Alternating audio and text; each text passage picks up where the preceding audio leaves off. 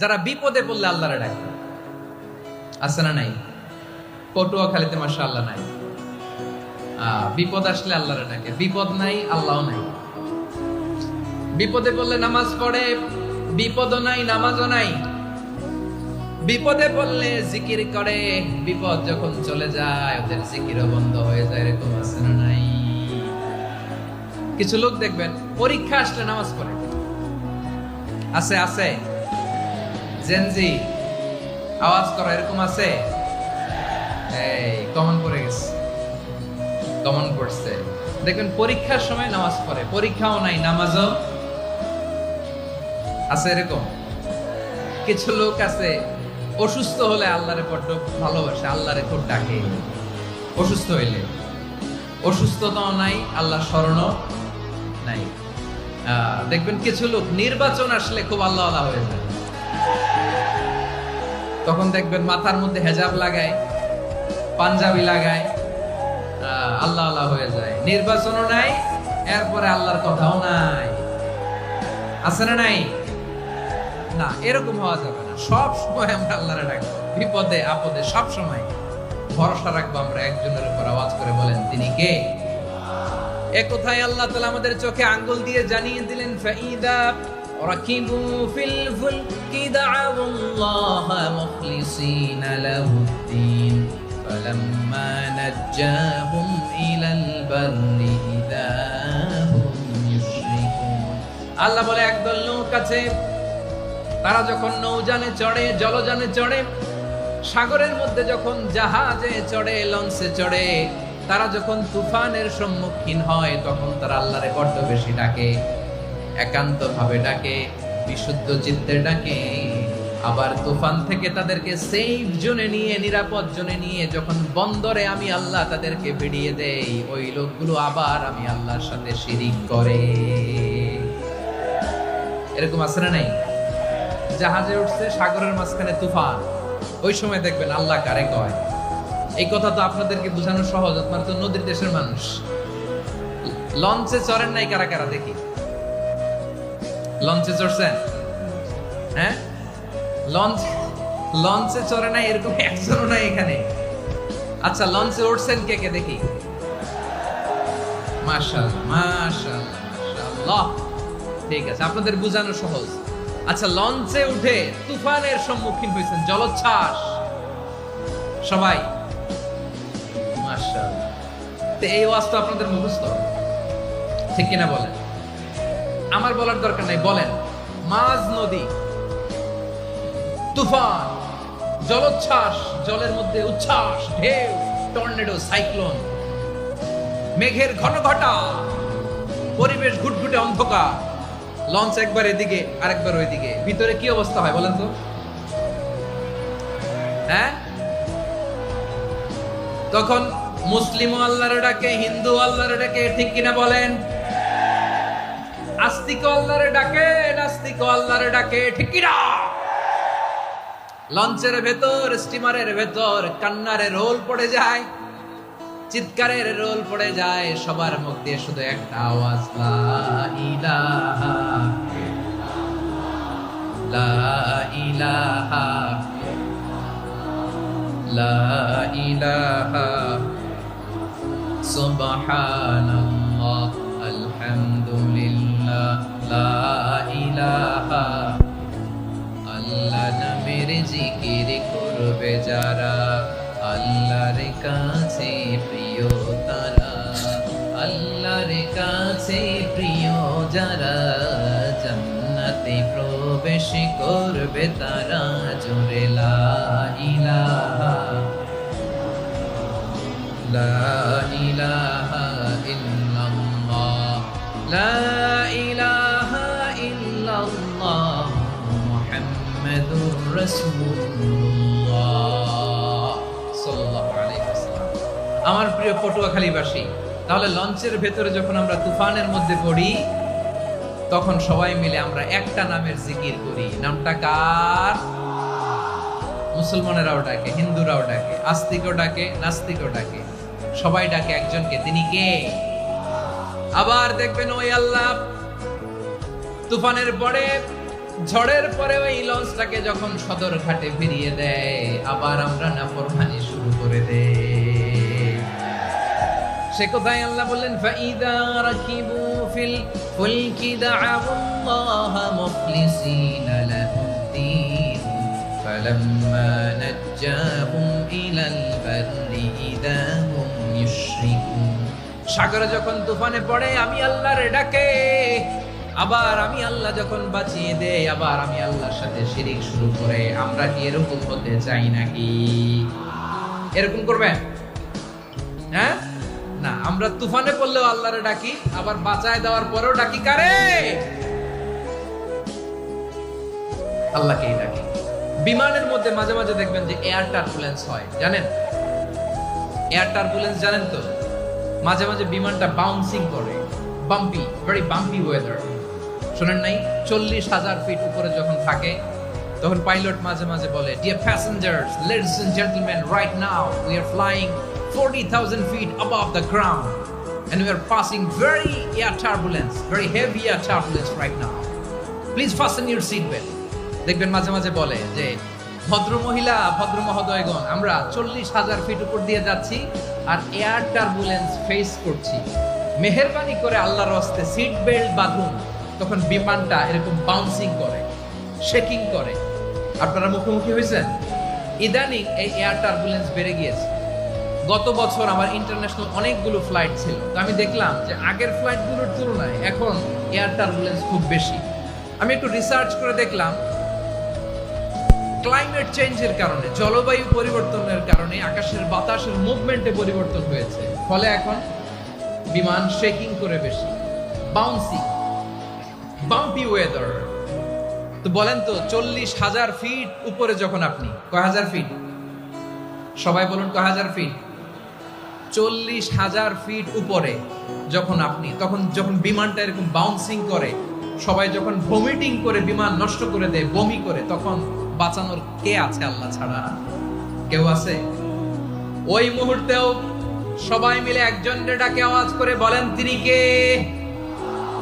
মাঝে মাঝে কিছু সোশ্যাল মিডিয়ায় কিছু ভিডিও পাওয়া যায় যে হেভি যখন এয়ার টার্বুলেন্স হয়, 10 সেকেন্ড 15 সেকেন্ডের কিছু ভিডিও পাওয়া যায়, বিমানটা এরকম বাউন্সিং করছে, বাম্পি ওয়েদার, কাঁপছে, মানুষগুলো বমি করছে, অক্সিজেন মাস্কগুলো সব ঝুলে পড়েছে, বিমানটা শুধু কাঁপছে। তখন দেখবেন বিমানের ভেতরেও এরকম লঞ্চের মতো চিৎকার আছে না নাই? বিমানের ভেতরেও তখন চিৎকার। গত বছর হিথ্রো এয়ারপোর্ট থেকে সিঙ্গাপুর এয়ারলাইন্সের একটা ফ্লাইট, হিথ্রো টু চাঙ্গি, একটা ফ্লাইটে এমন বেশি এয়ার টার্বুলেন্সের শিকার হয়েছিল ওই এয়ারক্রাফটটা, 33 জন যাত্রী সেখানে আহত হয়েছে, একজন যাত্রী নিহত হয়েছে। কেবিন ক্রুজ, এয়ার হোস্টেস যারা আছে, একজনের নাক ফেটে, চোখ ফেটে, কপাল ফেটে, ব্লিডিং হয়ে শয়লা। প্রিয় ভাইরা, 40,000 ফিট উপরে বিমানটা যখন কাঁপবে, তখন আমাদেরকে আল্লাহ ছাড়া আর কেউ বাঁচানোর আছে? এত আসতে বললে হবে? ওই কঠিন মুহূর্তে আমার বাবা আমারে বাঁচাতে পারে, আমার বন্ধু আমারে বাঁচাতে পারে। এই গ্রাউন্ডে, জমিনের বুকে আমার প্রোটোকল, আমার ক্ষমতা, আমার দাম্ভিকতা, কোনো কিছু আমারে বাঁচাতে পারে? একজন ছাড়া। চিল্লায় বলতে হবে, তিনি কে? সে আল্লাহ বললেন, গোলাম, আমি বিপদের সময় ঠিকই তোমাদের বাঁচিয়ে দেই। ওই বিমানের ভেতরে 40,000 ফিট উপরে যখন তোমরা এয়ার টার্বুলেন্সের শিকার হও, তখন নাস্তিকও আল্লাহরে ডাকে, হিন্দু আল্লাহরে ডাকে। জোরে বলেন ঠিক কিনা?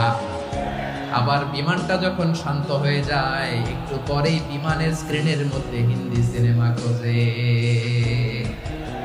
বিমানের স্ক্রিনে কিন্তু বিশাল ওখানে আফলাম ফিল্মের একেবারে বোঝাই করা। বিমানটা শান্ত হলে আবার হিন্দি সিনেমা দেখা শুরু করে। একটু আগে ডাকছিল কারে? দেখবেন বাংলাদেশে আমাদের ক্রিকেটাররা যখন অন্য কোনো দেশের সাথে খেলে, অনেক সময় এমন হয়, বল বাকি একটা, রান দরকার 6টা। বল বাকি কয়টা? পটুয়াখালী বোঝে নাই বোধহয়। বল বাকি কয়টা, রান দরকার। আপনি দেখবেন ক্যামেরাম্যান তখন গ্যালারিতে খালি দেখায় দর্শকদের যে কি অস্থিরতা। হিপ হপ স্টাইলের মেয়েটা, যে মেয়েটার ওড়না এতক্ষণ ছিল গলায়, এতক্ষণ কইছিল, ওই মেয়েটা দেখবেন ওড়নাটা টেনে মাথায় দিয়ে এরকম মুনাজাত ধরতেছে, আল্লাহ আল্লাহ একটা সক্কা। আল্লাহ আল্লাহ আমার লাল সবুজের পতাকারে তুমি অপমানিত কইরো না আল্লাহ। ইন্ডিয়ার সাথে আমাদের খেলা আল্লাহ।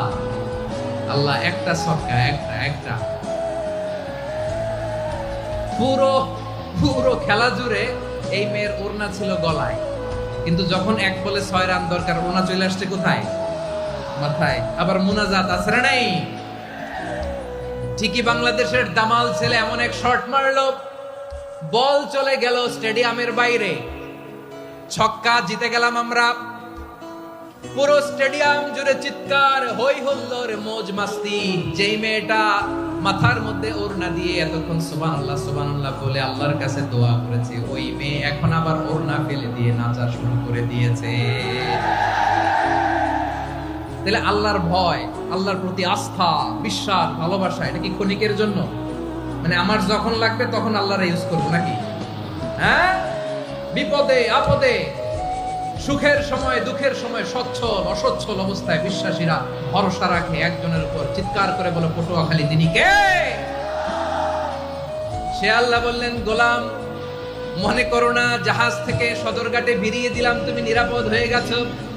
মনে করো না 40,000 ফিট থেকে সেফ ল্যান্ডিং এর পরে এয়ারপোর্টে নেমে গেলেই তুমি নিরাপদ হয়ে গেছো। ও মিয়া, বিপদ কি শুধু সাগরে আর আকাশে? ঘরের বিপদও, ঘরের ভেতরও বিপদ আসতে পারে কি পারে না? এজন্য সূরা মুলক আল্লাহ বললেন, আমিনতুম মান ফিস সামাই আন ইয়াখসিফা বিকুমুল আরদা ফাইদা হিয়া তামুর। তোমরা কি ভাবছো তোমরা নিরাপদ? সাগরের মধ্যে তুফান, আল্লাহ আল্লাহ ডাকলাম, সদরঘাটে যে পড়ছি, পয়সা গেছেন তো আপনি। আর পাবে আপনারে আল্লাহ? আল্লাহরে তো সাগরের মাঝখানে তো আল্লাহ আপনারে পাইছিল, আর তো পাবে না। আর পাবে আপনারে? আর আল্লাহ ধরতে পারবে আপনারে? ঘরের ভেতরও বিপদ দিয়ে আটকাতে পারে কে? 5 স্টার 7 স্টার হোটেলের ভেতরও আমাকে বিপদের মধ্যে ফেলে দিতে পারেন কে? আল্লাহ বললেন, তোমরা কি ভেবেছো তোমরা নিরাপদ? আমি চাইলে ল্যান্ডস্লাইডস, ভূমি ধস দিয়ে 1 লক্ষ এক মুহূর্তে নিয়ে যেতে পারি। এক সুনামি দিয়ে থাপ্পড় মেরে 3 লক্ষ সাগরের ভেতরে ঢুকায় দিতে পারি। 1 সেকেন্ডও লাগে না আমার। আম আমিনতুম মান ফিস সামাই আন ইউরসিলা আলাইকুম হাসিবা ফাসাতা'লামুনা কাইফা নাযীর। আল্লাহ চাইলে আকাশ থেকে পাথর বৃষ্টি নাজিল করতে পারেন কি পারেন না? এই মুহূর্তে এখানে ভূমিকম্প দিতে পারেন কি পারেন না? আচ্ছা, ভূমিকম্প যখন হয় আমাদের কারো হুঁশ থাকে? আপনি মনে করছেন আমরা সাধারণ মানুষ, আমরা দৌড় দেই, আর প্রেসিডেন্ট প্রধানমন্ত্রী ওনারা বুঝি খাটো শুয়ে থাকে? কথা বুঝে নাই বোধহয়। ভূমিকম্প, আর্থকোয়েক যদি হয়, বাঁচার জন্য আমরা কি করি?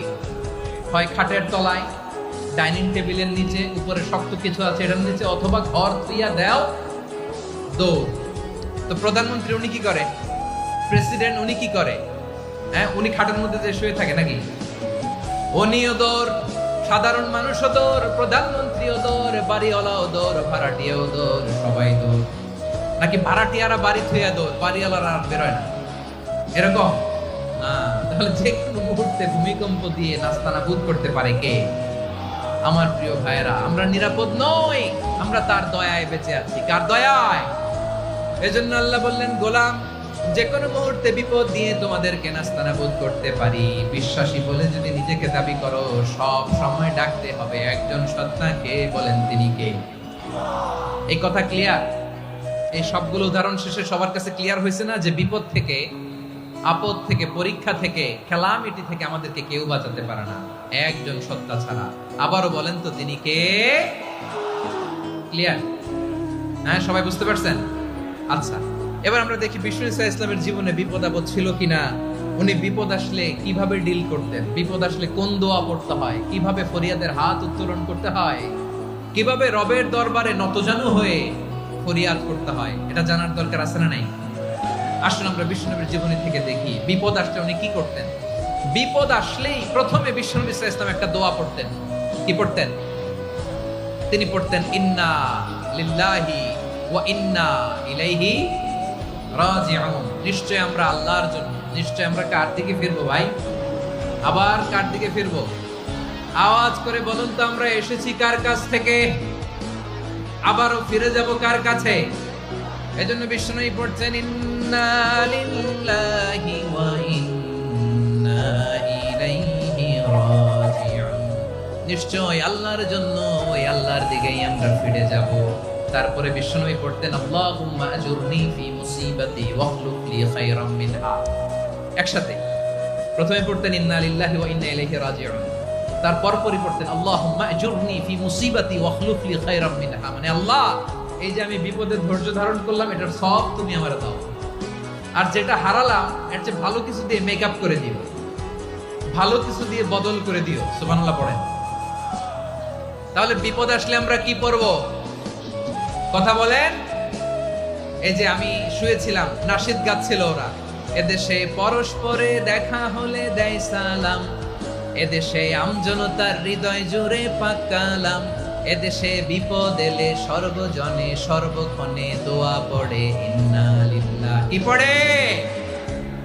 সুবহানাল্লাহ সুবহানাল্লাহ সুবহানাল্লাহ সুবহানাল্লাহ। এদেশে আজান শুনে সূর্য ওঠে শহর গ্রামে, এদেশে আজান শুনে সূর্য ডুবে সন্ধ্যা নামে, এদেশে সকল কাজে সবাই বলে বিসমিল্লাহ, এদেশে ভালো কিছু দেখে শুনে হাসি মুখে সবাই বলে মাশাআল্লাহ। সুবহানাল্লাহ পড়েন।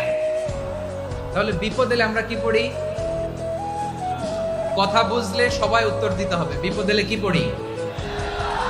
তাহলে বিপদ এলেই আমরা এখন থেকে ইন্না লিল্লাহ পড়ব, নাকি হাই হুতাশ করবেন? একদল আছে হাই হুতাশ করে, হায় আল্লাহ রে মোর কি হইল রে, মুই কি হরমু রে, মুই কমবে যামু রে, আছে না নাই? এরকম বিলাপ করতে নিষেধ করেছেন বিশ্বনবী। কি করব, কই যাব, কি হবে, হায় হায়, এরকম হাহুতাশ আছে না নাই? বিশ্বাসীরা হাহুতাশ করে না, তারা ইন্না লিল্লাহ পড়ে।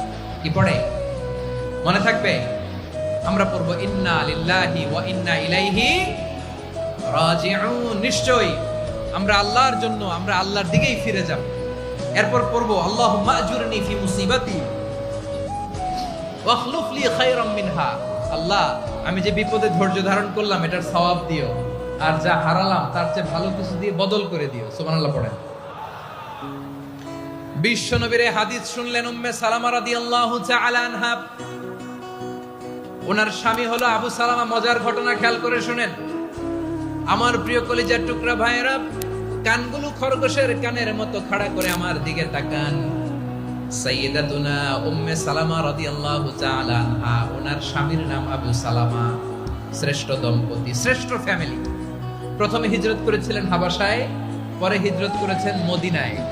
উহুদ যুদ্ধের পরে ওনার স্বামী আবু সালামা ইন্তেকাল করলো, শহীদ হলো। সুবহানাল্লাহ পড়েন। যখন আবু সালামা ইন্তেকাল করলো, উম্মে সালামা রাদিয়াল্লাহু তাআলা আনহা কেঁদে কেঁদে হয়রান। আর নবীর শিখানো বাণী অনুযায়ী তিনি বারবার পড়ছিলেন ইন্না লিল্লাহ। কি পড়ছিলেন? জামু কি হরমু এগুলো বলেনি, কি বলছে? ইন্না লিল্লাহ। যেহেতু বিশ্বনবী বলেছেন কেউ যদি বিপদের প্রথম ধাক্কায় পড়ে ইন্না লিল্লাহি ওয়া ইন্না ইলাইহি রাজিউন, আল্লাহুম্মা আজুরনি ফি মুসিবাতি ওয়াখলুফ লি খায়রাম মিনহা, তাহলে এই বিপদে যে সে যা হারালো তার চেয়ে শ্রেষ্ঠ কিছু দিয়ে আল্লাহ তার বদল দিয়ে দিবে। এই হাদিস শুনে উম্মে সালামা রাদিয়াল্লাহু তাআলা আনহা ওনার প্রাণ প্রিয় স্বামী আবু সালামার ইন্তেকালের পরে চোখের পানি ছাড়ে আর পড়ে ইন্না লিল্লাহি ওয়া ইন্না ইলাইহি রাজিউন, আল্লাহুম্মা আজুরনি ফি মুসিবাতি ওয়াখলুফ লি খায়রাম মিনহা। বারবার এই দোয়া পড়ে চোখের পানি ছাড়ে, এই দোয়া পড়ে চোখের পানি ছাড়ে, আর মনে মনে বলে আবু সালামার মতো ভালো মানুষ মদিনাতে নাই, আবু সালামার চেয়েও ভালো মানুষ মদিনাতে নাই, তার চেয়ে ভালো মানুষ কি করে আল্লাহ তাআলা আমারে দিবে, তার চেয়ে ভালো মানুষ তো আমি মদিনাতে দেখি না। চোখের পানি দিয়ে বুক ভাসায় আর নবীর হাদিসের উপর আমল করে পড়ে ইন্না লিল্লাহি ওয়া ইন্না ইলাইহি রাজিউন, ইন্না লিল্লাহি ওয়া ইন্না ইলাইহি রাজিউন। পড়তে পড়তে চোখের পানি ছাড়ে আর চিন্তা করে বিশ্বনবী বললেন এই দোয়া পড়লে যেটা হারালাম তার চেয়ে ভালো কিছু দিয়ে আল্লাহ পুরস্কার দেয়। আবু সালামের চেয়ে ভালো মানুষ মদিনার মধ্যে আর কে হতে পারে? কি আজীব তামাশা, কি অবাক করা ঘটনা। কিছুদিন পরে দেখা গেল সাইয়্যিদুল মুরসালিন রাহমাতাল লিল আলামিন স্বয়ং বিশ্ব নবী উম্মে সালামাকে বিয়ের প্রস্তাব পাঠিয়েছে। স্বয়ং বিশ্বনবী উম্মে সালামা রাদিয়াল্লাহু তাআলা থেকে বিয়ের প্রস্তাব পাঠিয়েছেন। উনি রাজি হয়ে গেলেন, বিয়ে হয়ে গেল, উনি হয়ে গেলেন উম্মুল মুমিনিন, আমাদের মা, পুরো মুসলিম উম্মার মা। চিৎকার করে বলেন আল্লাহু আকবার। তাহলে আমার প্রাণপ্রিয় ভাইয়েরা, বিপদে পড়লে আমরা পড়বো ইন্না লিল্লাহি ওয়া ইন্না ইলাইহি রাজিউন। আল্লাহুম্মা